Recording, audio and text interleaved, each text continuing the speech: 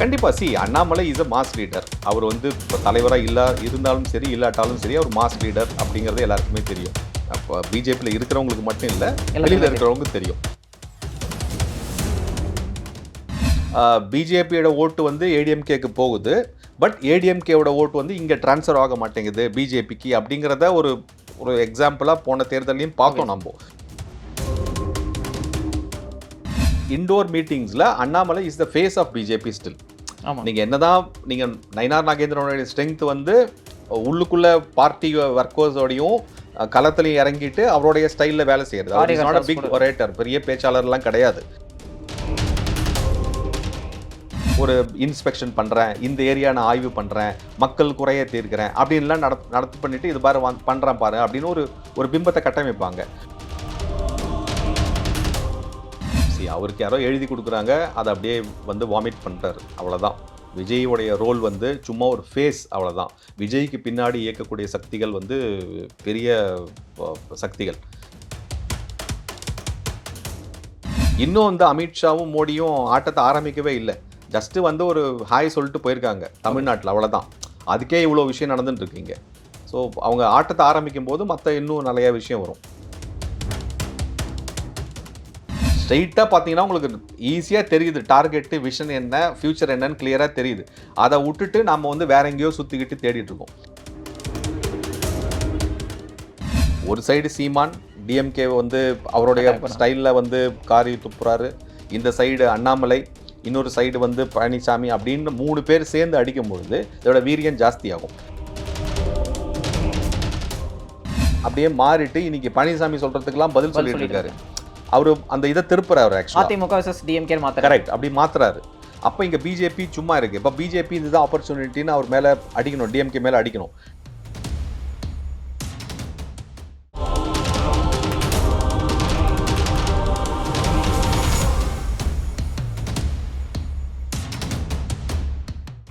Yellow bench நேயர்களுக்கு வணக்கம். இன்னைக்கு நம்ம கூட தார்மிக் நியூஸோட ஃபவுண்டர் ஏகே சார் இருக்காரு. அவர்கிட்ட கேட்க நிறைய கொஸ்டின்ஸ் இருக்கு, வாங்க கேட்போம். வணக்கம் சார். வணக்கம். வணக்கம் அன்பு. சார், அமித்ஷா வந்து நிறைய ப்ரெஸ் மீட்ல என்ன சொல்லிட்டு இருக்காருன்னா, இங்க வந்து தமிழ்நாட்டில் கூட்டணி ஆட்சி அப்படின்னு சொல்லிட்டு இருக்காரு. இங்க இபிஎஸ் வந்து கூட்டணி ஆட்சியில் இல்லை, தனி ஆட்சி அப்படின்னு சொல்லிட்டு இருக்காரு. ஆனால் இந்த இடத்துல நம்ம முக்கியமாக பார்க்க வேண்டிய விஷயம் என்னன்னா, அமித்ஷா வந்து இது வந்து இபிஎஸ் சொல்ல மாட்டாருன்னு அவங்களுக்கு ஓரளவுக்கு தெரியும். ஆனால் இருந்தாலுமே இங்க வந்து கூட்டணி ஆட்சி அப்படின்னு சொல்லுறதுக்கான ஸ்ட்ராட்டஜி அவருக்கு என்னவா இருக்கு?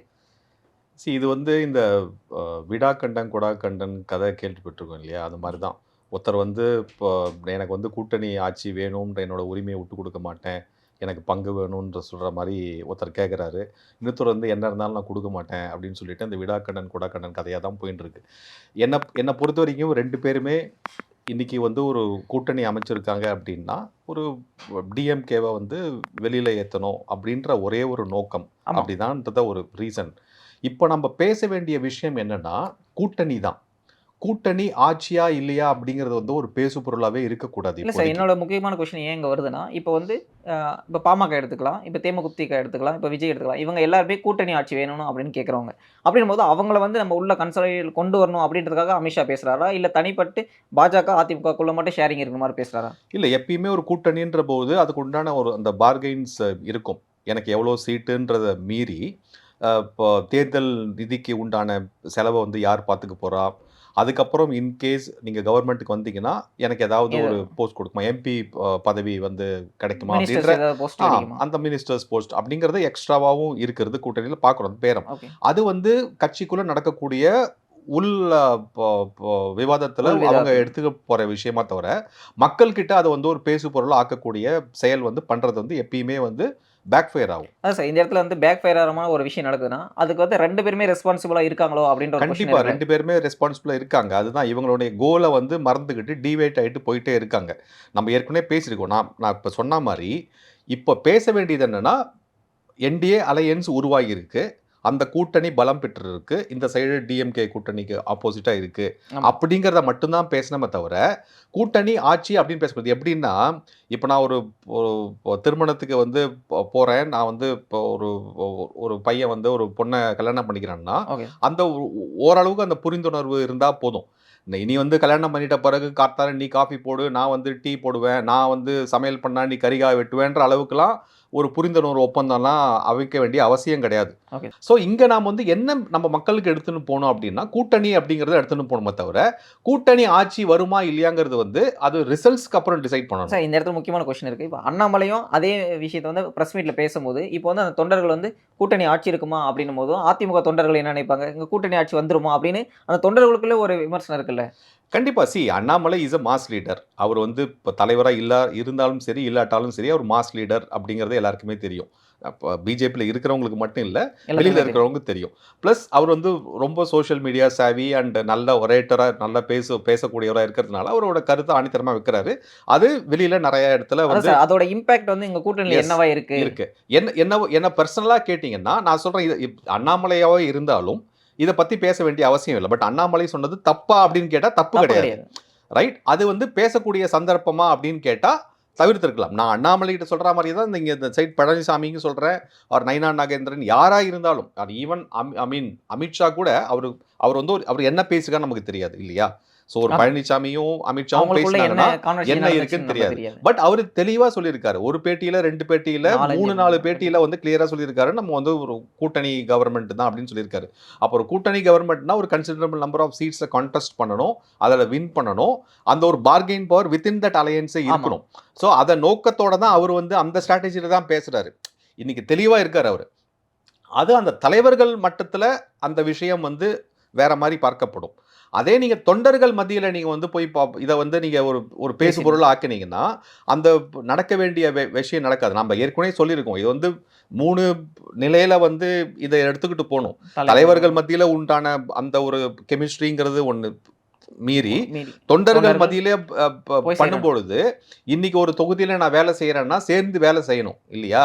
அங்க யார் வேட்பாளர் நிக்கிறாங்களோ, 2 பேரும் வேலை செய்யணும். அப்பதான் வந்து ஏற்கனவே உங்ககிட்ட பிரச்சனை என்ன இருக்குன்னா, பிஜேபியோட ஓட்டு வந்து ஏடிஎம்கேக்கு போகுது. பட் ஏடிஎம்கேவோட ஓட்டு வந்து இங்க ட்ரான்ஸ்ஃபர் ஆக மாட்டேங்குது பிஜேபிக்கு அப்படிங்கிறத ஒரு ஒரு எக்ஸாம்பிளா போன தேர்தல்லயும் ஓகே பார்த்தோம் சார். நம்போ.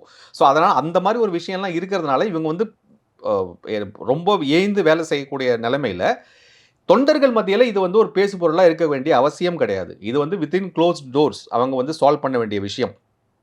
எப்படி வந்து இந்த சைடு மீடியால எடப்பாடி மட்டும் தான் பேசுறாரோ, இந்த சைடு யார் பேசணுமோ அவங்க பேசணும். ரைட்டா? எனக்கு தெரிஞ்சு இத வந்து யார் பேசினாலும், இது வந்து ஒரு விவாத பொருளா தான் ஆகும். இங்க ஏன் நாம இத சொல்றோம் அப்டின்னா, இங்க டிஎம்கே கூட்டணி பலத்தோட இல்ல ஆக்சுவலா. Okay sir. அவங்களுடைய ஸ்ட்ராட்டஜியே வந்து எதிராளிய பலவீனப்படுத்துறது தான் ஸ்ட்ராட்டஜி. இப்ப பாருங்க சோசியல் மீடியா ஃபுல்லா இந்த நரேட்டிவ் தான், இந்த கருத்துருவாக்கத்த தான் ஏற்படுத்திக்கிட்டு இருக்காங்க. அவங்களுக்குள்ள இருக்கிற வந்து சச்சரவு, சண்டையில வெளியில வராம பார்த்துட்டு இருக்காங்க. ஸோ இதுல தான் நாம வந்து ஃபெயில் ஆகுறோம். அப்ப அதுல தான் வந்து நாம என்ன கவனமா இருக்கணும்னா, தலைவர்கள் ஆஸ் அ ஸ்ட்ராட்டஜியே எடுத்துக்கிட்டு போறாங்க. இந்த கூட்டணி வந்து டிஎம்கே வந்து ஒழிக்கிறதுக்கான உண்டான கூட்டணினா, அந்த ஃபோக்கஸ்லேருந்து மாறாம இருக்கணுங்கிறது தான் வந்து விஷயம் இங்க. சரி இப்ப நம்ம திமுக கூட்டணி எடுத்துட்டோம். அங்கேயும் இந்த மாரி ஸ்டார்ட்டிங்ல கூட்டணியில வந்து கூட்டணி ஆட்சி அப்படிலாம் பேசியிருக்காங்க. அப்படின்னும்போது அங்கவும் இப்ப காங்கிரஸ் வந்து காமராஜர் பிரச்சனைக்கு அடுத்து அவங்களும் ரைஸ் பண்ண ஆரம்பிச்சிருக்காங்க. கம்யூனிஸ்ட்டும் வந்து அ க இப்போ வந்து கவர்னன்ஸ கிரிட்டிசைஸ் பண்ண ஆரம்பிச்சிருக்காங்க. அப்போ அங்க இந்த இருக்கிற பிரச்சனைய மக்கள்கிட்ட இப்ப பாருங்க அவங்க வந்து ஸ்ட்ராங்ன்னு சொல்றாங்க. ஆனா அவங்க வந்து ஸ்ட்ராங்காவே இல்ல அப்படின்றத ஒரு பெர்செப்ஷன வந்து இங்க வந்து எடப்பாடி பழனிசாமி கிரியேட் பண்ண விட்டுட்டாரோ? அதுதான். இங்க இருக்கிற இப்போ நிலவரம் என்ன அப்டின்னா, அந்த சமூக ஊடகத்திலயும் சரி, மத்த மெயின் ஸ்ட்ரீம் மீடியான்னு சொல்லக்கூடிய அந்த தொலைக்காட்சி தொலைக்காட்சி. விவாதங்கள், பத்திரிகைகளும் சரி, அ எல்லாமே வந்து is controlled by that RSP media அப்டின்னு சொல்லக்கூடிய அந்த அமைப்பு கிட்ட தான் இருக்கு. Okay sir. முக்காவாசி. ரைட்டா?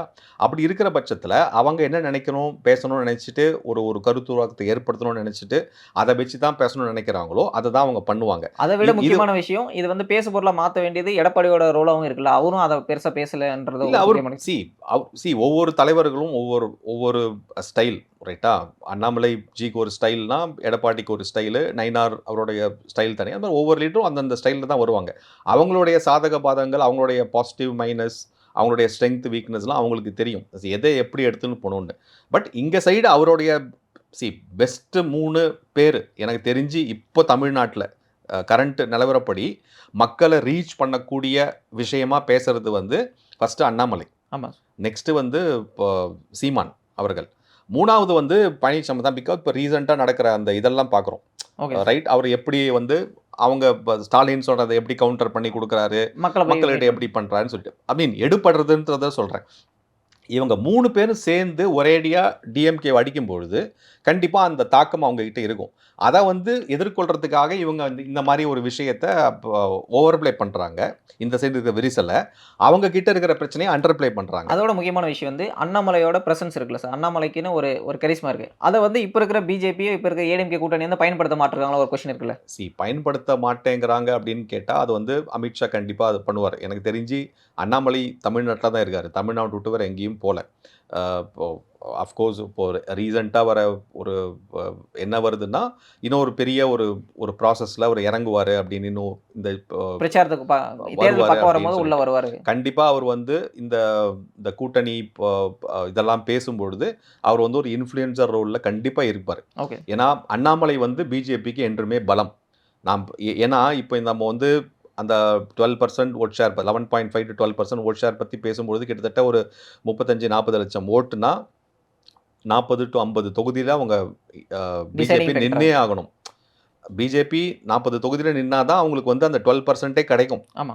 ஆனா, இப்ப நம்ம எக்ஸ்பெக்ட் பண்றது 12%க்கு மேலன்ற பொழுது, அப்ப நெறையா தொகுதி வேணும் அப்படின்ற பட்சத்தில, அங்க பார்கெனிங் இஸ் வெரி இம்பார்ட்டன்ட். அந்த டேட்டாவோடையும், அந்த கள நிலவரத்தோடையும் பேசுறதுக்கு உண்டான ஆள் வந்து கண்டிப்பா ஒரு அண்ணாமலை இருப்பாரு.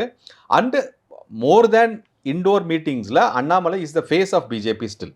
ஆமா. நீங்க என்னதான் நீங்க நயினார் நாகேந்திரனுடைய ஸ்ட்ரெங்த் வந்து உள்ளுக்குள்ள பார்ட்டி ஒர்க்கர்ஸோடையும் களத்திலயும் இறங்கிட்டு அவருடைய ஸ்டைல்ல வேலை செய்யறது. அவர் இஸ் நாட் அ காரியகர்த்தாஸ் பிக் கூட ஒரேட்டர். பெரிய பேச்சாளர்லாம் கிடையாது.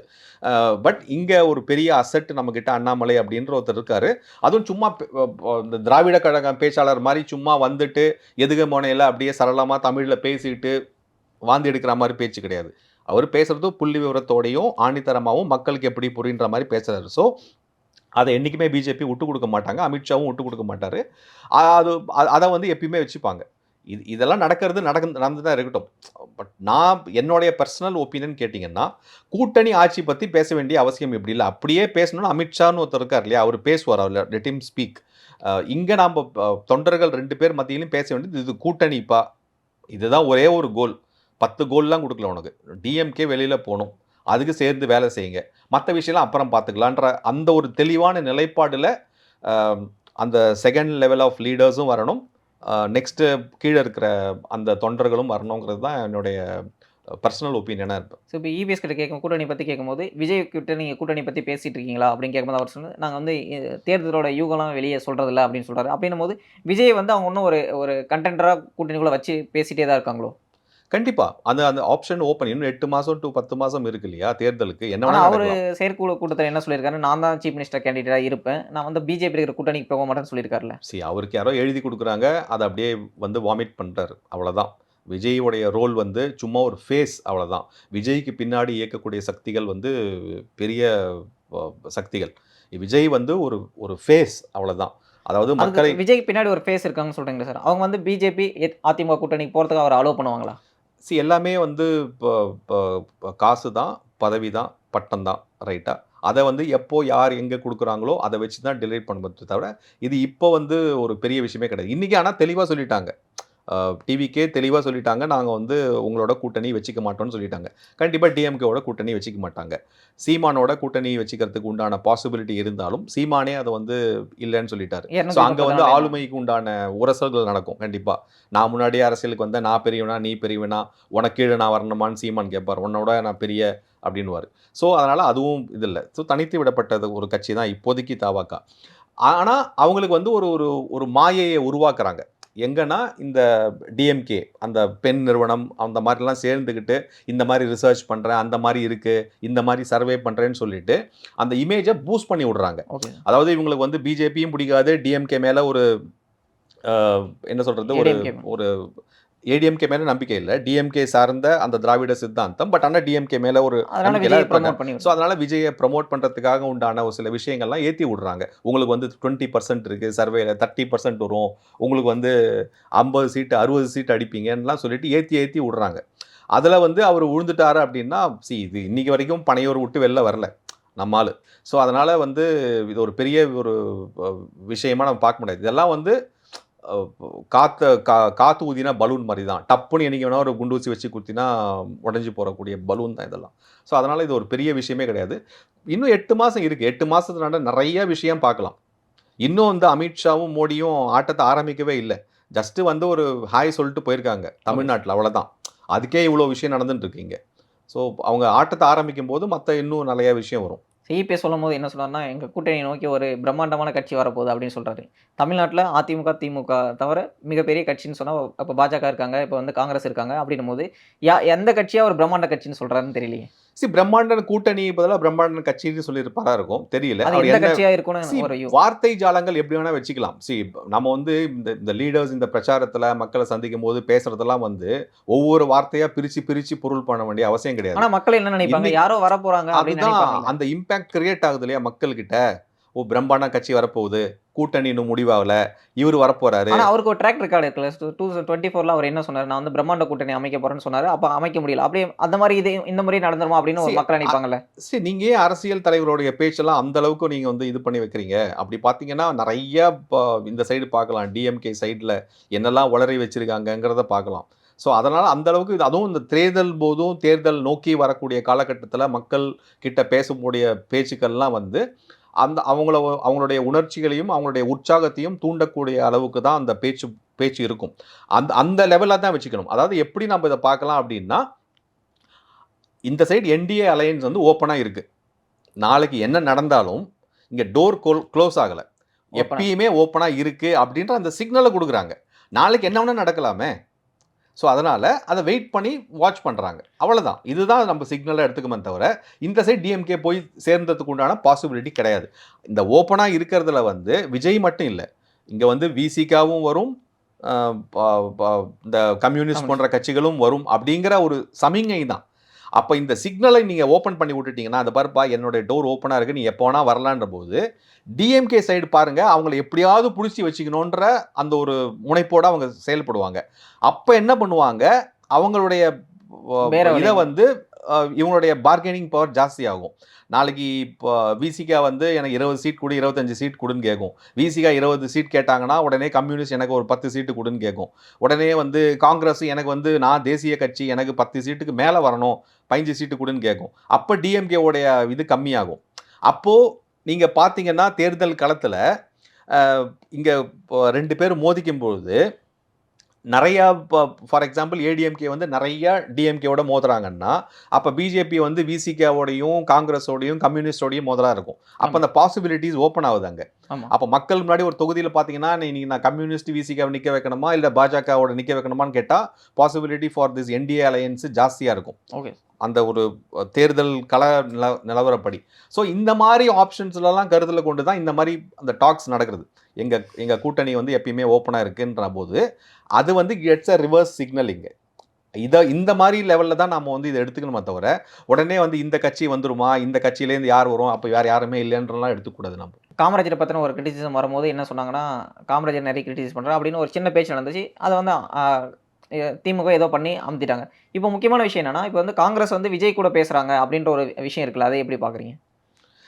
காங்கிரஸ் விஜயோட போய் பேசுறாங்கன்னா, இவங்க வந்து இது விட்டு பார்ப்பாங்க ஒரு ஆக்சுவலா. என்ன பார்கெனிங்காக ட்ரை பண்றாங்களா? என்ன இல்ல பண்றாங்க? உண்மையிலே கூட்டணியில நம்ம இங்கருந்து அங்க போய் பார்க்கலாம் அப்படின்னு ட்ரை யார் போய் பண்ணுவாங்களா? பார்த்தா? காங்கிரஸ்லேருந்து யார் போய் பார்த்தா சொல்லுங்க? இல்ல சார். யார் பார்த்தாங்கல்ல, அந்த மாரி ஒரு பேச்சு வரும்போது, அது வந்து பார்கெனிங் பார் இங்க கூட்டத்துக்காக அந்த அந்த நியூஸ கசிய விடுறாங்களா? இல்ல நம்ம அங்க போலான்னு ட்ரை பண்றாங்களா? 2 இதுமே. யார் கசிய விடுறான்னு தெரியணும் இதெல்லாம் ஃபர்ஸ்ட்டு. இது வந்து சும்மா வந்து ரூமர்ஸா நம்ம பேசுறதெல்லாம் வச்சுக்கிட்டு நம்ம வந்து ஒரு ஒரு அனலைஸ் பண்ண வேண்டிய அவசியம் கிடையாது. அப்படியே ஒரு உண்மையாவே வச்சுப்போமே, ஹைப்போதெட்டிக்கலா சரி ஓகே. காங்கிரஸ்லேருந்து போய் பேசுறாங்க அப்படின்னா, அஃபிஷியலா நடந்ததா? இல்ல. அப்ப அஃபிஷியலா நடந்தது அப்படின்னா, டிஎம்கேக்கு தான் பின்னடைவு. நாம சந்தோஷப்படணும். எப்படி டிஎம்கே எதிராளி கூட்டணி வந்து பலம் வந்து குன்றி போச்சுன்னா, அவங்களுக்கு ஸ்ட்ரெங்த்தோ, அதே மாரி டிஎம்கே கூட்டணி வந்து இந்த மாரி ஸ்ப்ளிட் ஆக போக என்டிஏக்கு ஸ்ட்ரெங்த் அப்படிங்கிற லெவல்ல, இத வந்து நாம பேசுபொருளா எடுக்கணும். கரெக்ட்டா நீங்க சொன்னீங்க. இப்போ இதெல்லாம் நம்ம பேசுபொருளா பேசணும். ஆனா இதெல்லாம் உட்டுட்டு நாம என்ன பண்றோம், கூட்டணி ஆட்சி. ஆட்சியா அப்படிங்கிறத பேசிக்கிட்டு இருக்கோம். உள்ளுக்குள்ளேயே பேசிக்கிட்டு இருக்கோம். அங்க தான் பின்னடைவு இங்க. இங்க வந்து ஸ்ட்ரெயிட்டா பார்த்தீங்கன்னா, உங்களுக்கு ஈஸியா தெரியுது. டார்கெட், விஷன் என்ன, ஃபியூச்சர் என்னன்னு கிளியரா தெரியுது. அத உட்டுட்டு நாம வந்து வேற எங்கேயோ சுத்திக்கிட்டு தேடிட்டு இருக்கோம். அது இல்லாம இப்ப மக்கள் பிரச்சனையா சொல்லப்படுற இப்ப வந்து ஈபி பில்லோட இன்கிரீஸோ, இல்ல வந்து ப்ராப்பர்ட்டி டாக்ஸ் இன்கிரீஸ் இத பத்தின பேசுபொருளா அங்க மாத்துறதுக்கு ட்ரை பண்ணலையோ அப்படின்ற ஒரு கொஸ்டின் இருக்குல்ல. கண்டிப்பா. இதெல்லாம் தான் பேசணும். அஃப்கோர்ஸ் எனக்கு தெரிஞ்சு இப்போ அந்த பழனிசாமி அவருடைய பொதுக்கூட்டத்தில் சந்திக்கிற மக்களை சந்திக்கிறதுல அதை பற்றி பேசிகிட்டு இருக்காங்க. இந்த சைடு பிஜேபியில் நிறையா அதான் பேசினார். சார் இப்போ வந்து அண்ணாமலை இருக்கும். டிஎம்கே சைடு இருக்கிற அவங்க மீடியா பவரை வச்சு அவங்க வந்து கிரியேட் பண்ணாலும் அதை ஓவர் கம் பண்ற மாதிரி நம்ம வந்து மக்கள் பிரச்சனை எடுத்துட்டு போய் சேர்க்கணும்ல, அதை ஏன்னா, சேர்க்கலையோ அப்படின்னு அதுதான் எனக்கு தெரிஞ்சு இப்போ அண்ணாமலை இதை இதை இதை இதை வந்து ஒரு பேசணும். ஏன்னா அண்ணாமலை தான் பேசியிருந்தார். இது வரைக்கும் ஃபுல்லாக அண்ணாமலை தான் பேசியிருந்தார். அப்போ வந்து ஏடிஎம்கேல யாருமே பேசலை இதை பற்றி. இன்றைக்கி ஏடிஎம்கே பேச ஆரம்பிச்சிருக்காங்க. ரைட், பேசட்டும். இப்போ அண்ணாமலை திருப்பியும் களத்தில் வந்துக்கிட்ட ஒரு ஒரு ஒரு டார்கெட் வச்சுட்டு போகும்போது கண்டிப்பாக இதை பண்ணும்போது அதுதான் சொல்கிறேன். இது டபுள் பேரல் கன் இல்லை, ட்ரிபிள் பேரல் கன் மாதிரி ஆக்சுவலாக. ஒரு சைடு சீமான் டிஎம்கே வந்து அவருடைய ஸ்டைலில் வந்து காரி துப்புறாரு. இந்த சைடு அண்ணாமலை, இன்னொரு சைடு வந்து பழனிசாமி அப்படின்னு 3 பேர் சேர்ந்து அடிக்கும் பொழுது இதோட வீரியம் ஜாஸ்தியாகும். அதை அதை நடக்க விடாமல் தடுக்கிறது தான் இந்த மாதிரி ஒரு டீவியேட் பண்ணுற பிரச்சனை. அது வந்து எனக்கு தெரிஞ்சு நெக்ஸ்ட்டு இவங்க புரிஞ்சுட்டு இருப்பாங்கன்னு நினைக்கிறேன். நெக்ஸ்ட்டு இதுலேருந்து யூ கேன் see தட் ஆக்சுவலாக கண்டிப்பாக நடக்கிறது. சார் இப்போ வந்து பாமக எடுத்துக்கிட்டா பாமக வந்து அமித்ஷா பேசும்போது என்ன சொன்னாங்கன்னா, எங்களுக்கும் வந்து கூட்டணி ஆட்சியில் நம்மளுக்கு வந்து சீட் வேணும், அமைச்சரவை வேணும்னு கேட்டாங்க. அந்த விஷயத்தில் வந்து இபிஎஸ் என்ன சொன்னார்னா, இன்னும் சாப்பாடுக்கு வந்து இலைய போடல, அவர் வந்து சாப்பாடில் பாதி பந்தி கேட்குறாரு அப்படின்ற மாதிரி அப்போது பாமக வந்து நான் வந்து பவர் வந்து கேட்டாலும் நான் வந்து உள்ள அலோவ் பண்ண மாட்டேன் அப்படின்ற மாதிரி சொல்கிறாரா, இல்லை வந்து கூட்டணி எனக்கு தேவையில்லாம மாதிரி ஒரு உதாசீனப்படுத்தி பேசுகிறாரா? இதை உதாசீனப்படுத்தி பேசல, அவரோட இதை வந்து கொஞ்சம் நக்கலாக சொல்கிறாருங்கிறத எடுத்துக்கணும். ஏன்னா இதே பிஜேபி தான் கேட்குறாங்க கூட்டணி ஆட்சின்னு சொல்லும் பொழுது அவர் வந்து இந்த மாதிரி பதில் சொல்லலை. ஆனால் மற்ற கட்சியெல்லாம் பேச ஆரம்பிக்கும் பொழுது அவருடைய பதில் வந்து வேற மாதிரி இருக்குங்கிறத நம்ம பார்க்குறோம். இதில் என்னென்னா ராமதாஸ் அவர்கள், சீனியர் ராமதாஸ் டாக்டர், அவர் என்ன புரிஞ்சுக்கணும்னா அவர் கட்சியே இப்போ வந்து பிளவுபட்டு இருக்கிற மாதிரி வெளியில் இருக்குது. ரைட்டா? ஸோ அதை முதல்ல அவர் சரி பண்ணுறதுக்கு உண்டான வேலையை தான் அவர் வந்து ப்ரையாரிட்டியாக பார்க்கணும். அப்படி பார்த்தா தான் அவருக்கு பார்கெனிங் பவர் ஜாஸ்தியாக இருக்குமே தவிர கட்சி வந்து ஸ்ட்ராங்கா இருந்தா தான் நம்ம சீட்டை கேட்க முடியும். இனி கட்சியே ரெண்டா இதுவாக இருக்குது. நாளைக்கு ஒரு கட்சி அங்கே போகுது, இன்னொரு கட்சி இது போதுன்னா ரெண்டுமே போச்சுதா அப்படின்னு சொல்கிற மாதிரி தான் இது. ஸோ அதனால் இதெல்லாம் வந்து சும்மா ஒரு அதான் இந்த பேசு பொருளை வந்து இவங்க கூட்டணியில் இருக்கிறவங்களே கிரியேட் பண்றாங்களோ அப்படின்ற வித்தியாசம் தானே இருக்கு. கூட்டணியில் இருக்கிற யார் இந்த என்டிஏ கூட்டணியில் இருக்கிறவங்க கிரியேட் இப்போ வந்து பாமக இருக்காங்கன்னா இது வந்து மறுபடியும் நம்ம ஏற்கனவே பிரச்சனை இருக்கு, நம்ம கட்சி பிரச்சனை இருக்கு, நம்ம கூட்டணிக்கு போறதுக்கு சான்ஸ் இருக்கிறது ஏடிஎம்கே கூட்டணி தான். அவங்ககிட்ட போய் இப்படி கேட்கும் போது அவர் வந்து இந்த மாதிரி பதில் சொல்லுவார், அவங்களுக்கு தெரியும். இவர் வந்து தொண்டர்கள் அதே எல்லா பார்ட்டிஸும் அவங்களுடைய விஷன் என்னன்னா ஆட்சியில் அதிகாரம் வேணும், ஆட்சியை அமைக்கணும், இல்லை கூடுமான வரைக்கும் ஆட்சியில் அதிகாரம் வேணும். ஸோ அதை பேஸ் பண்ணி தான் வந்து இவ எல்லாருமே உங்களுக்கு வந்து வேலை செய்கிறாங்க. யாருமே காசு வாங்கிட்டுலாம் வேலை செய்யல. ஒரு தொண்டர் படையின்னு உங்களுக்கு இருக்குன்னா லாயலாக இவ்வளோ வருஷம் இருக்காங்கன்னா அவங்க வந்து ஒரு அந்த நம்ம கட்சி வந்து ஆட்சியில் வரும், மாறும் அந்த ஆட்சி அதிகாரத்தில் வரும்ன்ற அந்த ஒரு நோக்கத்தில் தான் வந்து எல்லாருமே உங்க கூட இருக்காங்க. அப்படி இருக்கும்பொழுது அவங்கள நீங்கள் எப்படி மோட்டிவேட் பண்ணுவீங்க? அப்போது தலைவர் வந்து ஒரு ஸ்டேட்மெண்ட் விட்டுறாரு, எனக்கு வந்து கூட்டணி ஆட்சியில் எனக்கும் வரணும் அப்படின்னு சொல்லும்போது பாடுறா தலைவர் சொல்லிட்டார், பாடுறா நாம் தானே நெக்ஸ்ட் தலைவர் சொன்னால் அவர் அப்பிலே இல்லைடா, அவர் சூப்பர் அப்படின்னு சொல்லிட்டு வருவாங்க. அதுக்காக சொல்லக்கூடிய பேச்சுக்கள்லாம் தவிர இதை வந்து ரொம்ப சீரியஸாக எடுத்துக்கிட்டு அவர் சொன்ன உடனே இவர் கொடுத்துட்றாங்க, இல்லை இவர் கொடுத்த உடனே அவர் வாங்கி போகிறாரு, அதனால அப்படிலாம் கிடையவே கிடையாது. இதெல்லாம் இந்த மாதிரி ஸ்டேட்மெண்ட்டாக வந்துக்கிட்டே இருக்கும். அதனால் இதை நம்ம பெரிய ஒரு இதுவாக பேச முடியாது நம்ம. ஆனால் பேச வேண்டியது என்னென்னா டிஎம்கேவுடைய இன்எஃபிஷியன்சிஸ், அவங்க என்னெல்லாம் பண்ணியிருக்காங்கன்னு சொல்லிட்டு எல்லாருமே பேச ஆரம்பிக்கணும். இதை இவங்க பேசுகிறாங்களா, எனக்கு கூட்டணியில் ஆட்சி வேணும், வந்து இவனுக்கு இந்த சீட் வேணும், எல்லாமே திரை மறைவில் உள்ள நடக்கக்கூடிய விஷயம்.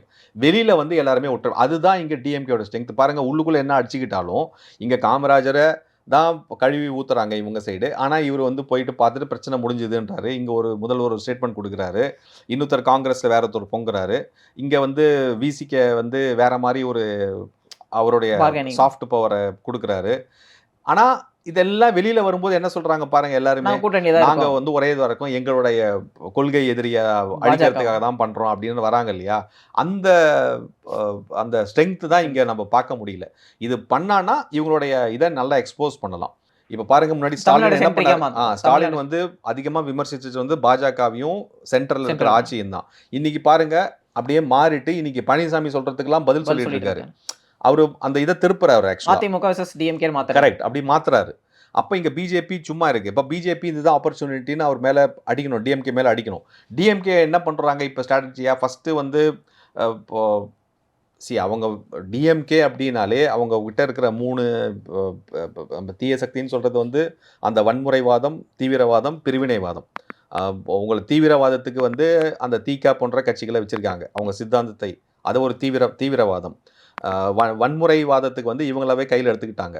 பிரிவினைவாதத்துக்கு இந்த விசிகா, கம்யூனிஸ்ட் போன்றவங்கள வச்சுருக்காங்க. எதை இருந்தாலும் மாற்றி மாற்றி ஆமா. இது வந்து சனாதனம், இது சனாதனம் இல்லை, இவன் வந்து தமிழன், இவன் தமிழன் இல்லை அப்படின்ற மாதிரி அந்த பிரிவினைவாதம் பிரிவினை. பேசுறதுக்கு உண்டான சில கட்சிகள், தீவிரவாதம் பேசுறதுக்கு உண்டான சில சரி. கூட்டணிகள், வன்முறைவாதத்துக்கு இவங்களே.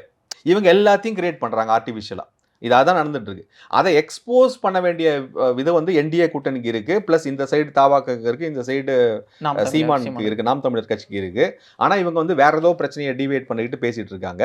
அது ஷிஃப்ட் ஆயிட்டு வரும்பொழுது, ஒரு அலைன் ஆயிட்டு வரும்பொழுது, இந்த சைடு வந்து ஆட்டம் காணுவாங்க. இப்பயே பார்த்துட்டு இருக்கோம். அது மேபி 8 மந்த்ஸ் இருக்குன்றதுனால கொஞ்சம் கொஞ்சமா விட்டு விட்டு எவால்வ் பண்றாங்க. ஆகும். எவால்வ் ஆகணும். ஸோ உங்கள் நேரத்தை ஒதுக்கி நிறைய கருத்துக்களை தெரிவித்தமைக்கு ரொம்ப ரொம்ப நன்றி சார். நன்றி, நன்றி. ஜெய் ஹிந்த்.